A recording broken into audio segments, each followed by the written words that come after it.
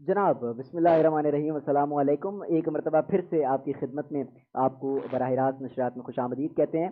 Segment है तारीख़ दज्जाल। अब आप ज़ाहिर है देखें, सबसे पहले मैं बारहा क्योंकि यकम रमज़ान मुबारक है 2022 की हमारी नशरियात है और इस दफ़ा कुछ चेंजेस हैं सेगमेंट्स में, चीज़ों में, तो कोशिश कर रहे हैं कि ज़्यादा से ज़्यादा आप लोगों को पहले तो यही फोकस करें कि पहले आप हमारी नशिस्त को ज़रा समझने की कोशिश करें। लास्ट टाइम चूँकि आप सबको पता है, पहले भी शुरू में भी हमने बताया, कुछ डिफरेंट सेगमेंट्स होते थे और इस्लामी वाक़यात के, लेकिन इस दफ़ा हम लोगों ने कोशिश की है कि ज़रा मखसूस हम बनाएं इस 10 चैप्टर्स को, ताकि लोग हमारे रियल हीरोज़ को पहचान सकें, ज़रा इस्लामी वाक़यात सुन सकें, उनसे बहुत कुछ सीख सकें। मैं कुछ सिखाने वाला नहीं हूँ, अल्लाह माफ़ करे, फिर से बारहा हर सेगमेंट में बस तरह की बात कहता हूँ। मैं खुद सीख रहा हूँ, खुद नॉलेज हासिल कर रहा हूँ, खुद आप लोगों से सीख रहा हूँ और बस कुछ चीज़ें जो सीख रहा हूँ उलमा इकराम से सुन रहा हूँ, कुछ जो पढ़ रहा हूँ, तैयारी कर रहा हूँ, आप लोग के साथ शेयर कर रहा हूँ, बहुत कुछ सीखने को मिल रहा है। जनाब ये सेगमेंट है तारीख़ दज्जाल। ये आप देख सकेंगे, इसमें दज्जाल के बारे में हम आपको सारी चीज़ें बताएंगे। हाल ही में भी जिस तरह के मामलात चल रहे हैं ज़िंदगी में, जिस तरीके से ज़िंदगी गुजर रही है, मसरूफ़ ज़िंदगी है, तो उसमें भी आप सबको पता है कि बहुत सारी चीज़ें, और हम लोगों को अक्सर ही शक होता है और हम लोग सर्च कर रहे होते हैं, इस तरह के कॉन्टेंट्स मिल रहे होते हैं हमें कि भाई दज्जाल से मुताल्लिक लोगों को तजस्सुस भी होता है, जानना भी चाह रहे होते हैं, क्योंकि जिस तरह दज्जाल से मुताल्लिक जो पेशन गोइयाँ हैं वो सच साबित हो रही हैं, जो अहादीस मुबारक हैं वो सच साबित हो रही हैं, और वो तो होनी है, जाहिर है, इसमें कुछ शक नहीं है।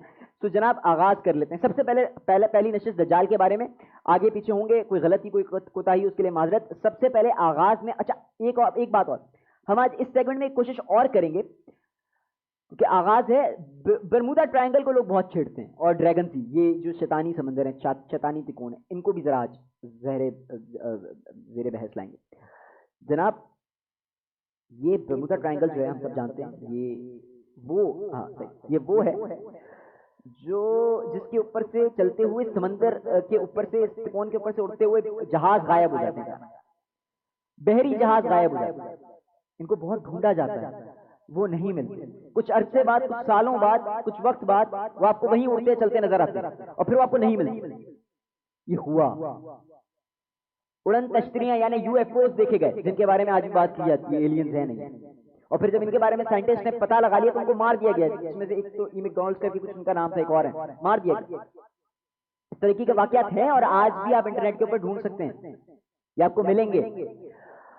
तो जनाब मैं अपनी बात को आगे ले जाने से पहले, किसी किस्से उस पर ले जाने से पहले, हमारे इस वाक्य की इस सबसे बड़ी और दलील पर आता, और वो है हदीस मुबारका, रसूल अकरम सल्लल्लाहु अलैहि वसल्लम का इस हवाले से इरशाद। ये बात आपको एक और बात बताएगी कि दज्जाल आया बरमूदा ट्रायंगल में है या नहीं। क्लियर जवाब, दज्जाल जिंदा हो चुका है या होगा?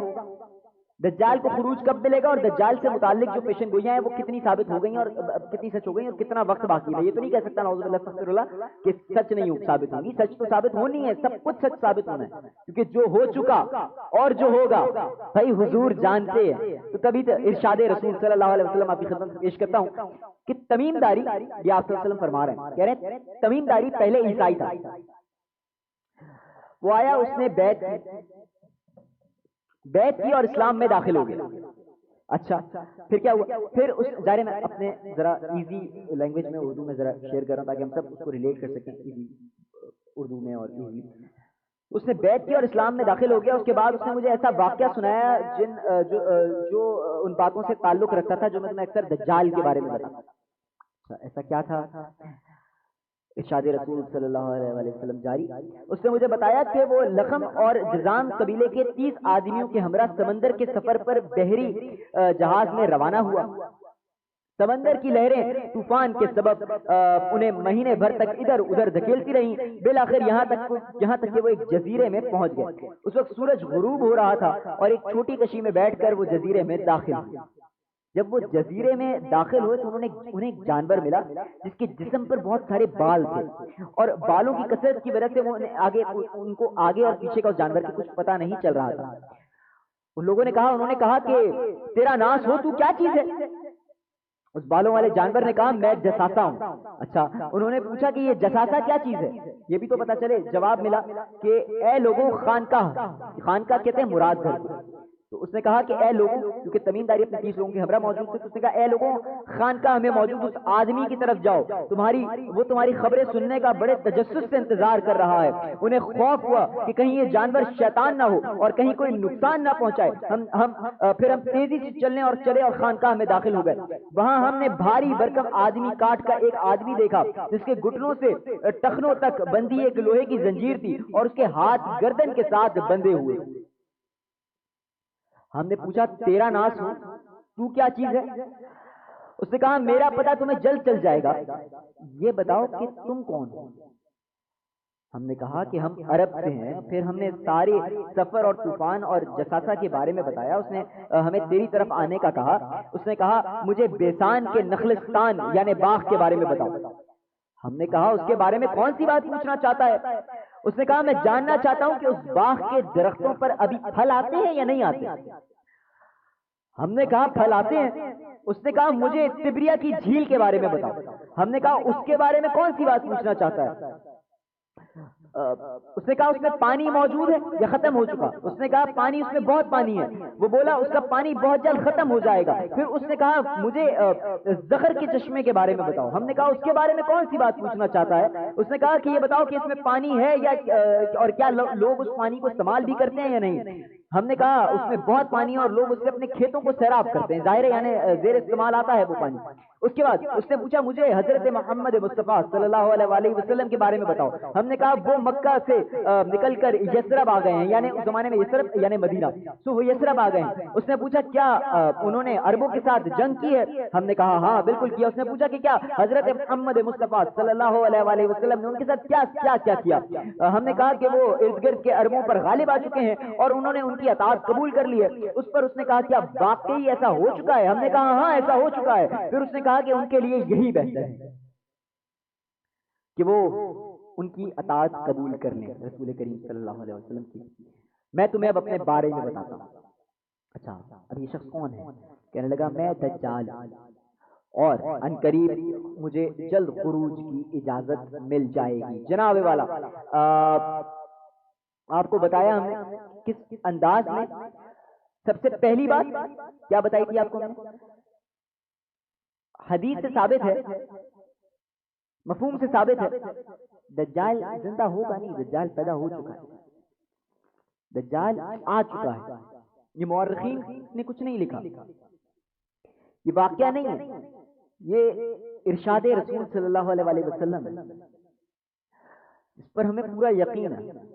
اور پھر نشانیاں ان پر بھی ہم بات کریں گے۔ اب ہمارا سوال یہ پیدا ہوتا ہے بھائی برمودا ٹرائنگل کیا یہ سچ میں دجال کا گھر ہے؟ مطلب دجال وہاں موجود ہے؟ پہلا سوال۔ دوسرا سوال دجال کب خروج کرے گا؟ تیسرا سوال دجال کس انداز میں خروج کرے گا؟ چوتھا سوال دجال جو ہے، اچھا یہ واقعات اسی انداز میں اگلی نشستوں میں بھی جاری رہیں گے۔ دجال کی پوری فیملی جو معاملات اور سوالات ہیں وہ آپ کی خدمت میں انشاءاللہ پیش کریں گے۔ پھر ہمارا ایک سیگمنٹ افطار میں وقت قیامت، اس میں بھی انشاءاللہ اس کا ذکر ہوا۔ لیکن بہرحال دجال سے متعلق کچھ جو سوالات اس وقت ذہن میں آپ لوگوں کی اور میرے سمیت آ رہے ہیں، اس کو پہلے کلیئر کرتے چلے جاتے ہیں۔ پہلے تو دجال زندہ ہے، اب وہ کہاں ہے؟ کیا وہ آیا برمودا ٹرائنگل میں موجود ہے؟ پھر یہ بھی جانیں گے کہ اس میں کون سی نشانیاں سچ ہو گئی۔ یہ واقعہ سنانے کے بعد رسول اکرم صلی اللہ علیہ وسلم نے اپنا عصا مبارک منبر پر مار کر فرمایا یہ ہے طیبہ، یہ ہے طیبہ یعنی مدینہ منورہ۔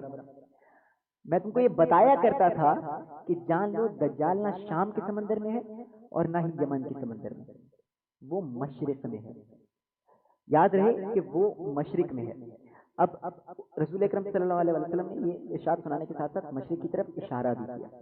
اب جان لیجئے کہ یہ جو ڈیول چیز ہیں یہ مشرق میں ہے، غیب کا علم صرف اللہ جانتا ہے، لیکن وہ مشرق سے آئے گا۔ دجال مشرق سے آئے گا، ڈیول چیز پوائنٹ مشرق میں ہے اور یہ امریکہ سے کنیکٹ کرتے ہیں۔ یہ چیز سب سے پہلے آپ کی خدمت میں ہم لوگوں نے کوشش کیا کہ اس کو کلیئر کر دیں، ٹھیک ہے۔ اب آغاز میں اور آخر میں یہ بات جان لیتے ہیں کہ سوالات کے جوابات کیا تھے جو سوال کیے گئے تھے۔ بیٹا اگر ان کو چل نہیں دیں مسئلہ نہیں، جو سوالات کیے تھے یاد کریں۔ ان حوالے سے ابھی جان لیتے ہیں. اب دیکھیں 80% Bermuda triangle it can be a true, ٹھیک ہے، مشرق میں اشارے ہیں وہ صحیح ہیں. کچھ لوگوں کا یہ بھی کہنا ہے کہ برمودا ٹرائنگل جو ہے اور یہ ڈیول پوائنٹ ہے، یہاں پر دجال موجود ہے اور اپنے کارندوں سے ہر پل کی خبر لیتا ہے. یہاں موجود ہے اور پل پل کی خبر رکھتا ہے، کیونکہ دجال جب آئے گا یہ بھی کہا جاتا ہے، ارشاد ہے کہ جب دجال آئے گا تو دجال کسی بات پر غضبناک ہو کر آئے گا. اور جس انداز میں بھی اس وقت زندگی مصروف ہے، جس طریقے سے معاملات چل رہے ہیں، یقیناً اللہ تعالیٰ کی طرف سے کچھ ایسا منظر عام پر ہوگا کہ جس کی وجہ سے دجال بہت تشویش میں ہوگا اور بہت غصے میں ہوگا، بہت غضبناک ہوگا اور وہ غضبناک ہو کر خروج کر جائے گا. اچھا پہلے تو نشانیاں پوری ہونی ہیں، جو چند بڑی نشانیاں ہیں وہ کیا ہیں جناب؟ اس نے پوچھا تھا کہ جب وہ اندر گئے اور سارے سفر کے بارے میں اس نے بتایا، ساری چیزیں آئیں، تو اس نے پوچھا کہ تم مجھے یہ بتاؤ کہ بیسان کے نخلستان کے باغ کے بارے میں بتاؤ، کیا وہاں پھل آتے ہیں؟ تو انہوں نے کہا تھا پھل آتے ہیں.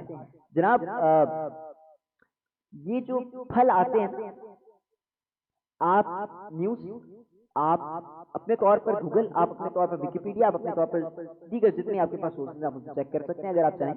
The fact is کہ اس نے کہا کہ جس وقت بیسان کے نخلستان کے باغ خالی پڑ جائیں گے، یعنی کہ جب ان میں پھل نہیں ہوگیں گے، تو میری پہلی بڑی نشانی پوری ہوگی، خروج. اس وقت وہاں پر تمام پھلوں نے، کھجوروں نے اگنا بند کر دیا، اس باغ میں پھل اب نہیں آتے، یعنی پہلی نشانی دجال کے خروج کی بڑی پوری ہو چکی ہے. اچھا دوسرا سوال اس نے کیا کیا؟ اس نے کہا کہ مجھے تبریہ کی جھیل کے بارے میں بتاؤ. ہم نے کہا کہ کون سی بات پوچھنا چاہتا ہے؟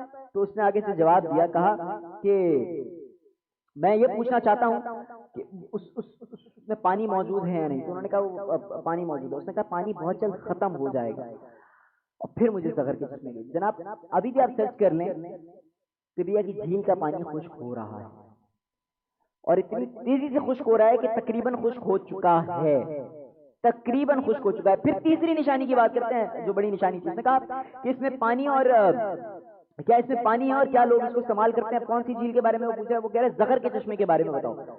جناب زغر کے چشمے کی جہاں تک بات ہے تو اس کا پانی بھی خشک ہونا ہے اور یہ بھی اسرائیل کے قبضے میں آتا ہے اور تینوں سی جگہیں. اور سب سے بڑی بات یہ ہے کہ زغر کا چشمہ بھی آہستہ آہستہ ختم ہو رہا ہے. اس کو بھی آپ اپنی دیگر سورسز پہ سرچ کر سکتے ہیں اور کنفرم کر سکتے ہیں. یہ بھی آہستہ آہستہ آہستہ آہستہ ختم ہو رہا ہے. اب دجال کا بیک گراؤنڈ کیا ہے آج کی زبان میں؟ دجال کون ہے؟ دجال کہاں سے آئے گا؟ دجال کیا کرے گا؟